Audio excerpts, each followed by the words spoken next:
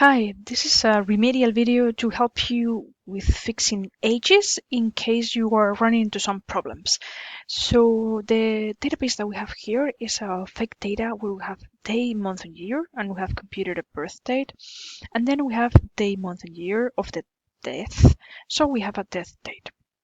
And as I told you, we put -1 so we don't get nonsensical results on the ages. So as in this particular case, we don't have information, then we get a no. And that is a good thing because then we cannot compute an age. Otherwise, we would get a nonsensical date and then a nonsensical age.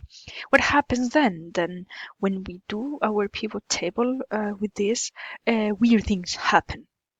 So it could be that you get blanks, it could be that you cannot group things. So think about it that in fact what we've done is just violate one of the rules that I told you, that we put numbers with numbers, because this is actually text. It is a formula, but it is actually text. So what we can do to fix it is just to actually create some numbers. So let me do something. So I just select the whole thing, right click, copy, and then I paste it as values. See that I pasted as values? And then here, this formula has become this. So this is a text and this is something that we can fix. So I write new age, and then I select the whole column. That is a very important thing to do. And then I just go to find and select, but then I do replace.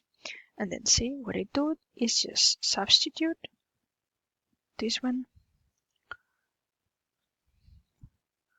for something that we know it is not a number, but that means actually missing case. So we do -1, and then I do replace all. Okay, so one replacement. What happens that now, if we do our pivot table,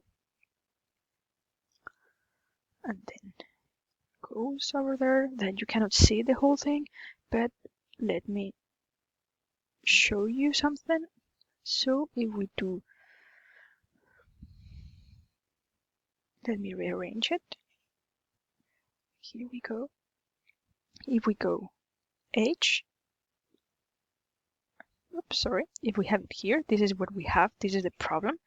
But if we do actually new age, see, here I have already grouped them before, so this is what it was doing. So now we have actual numbers, and then if you see, I can group and ungroup them at will.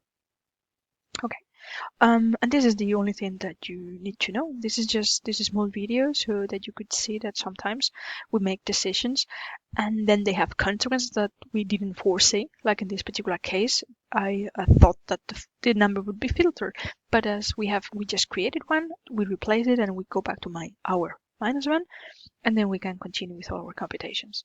And that is all.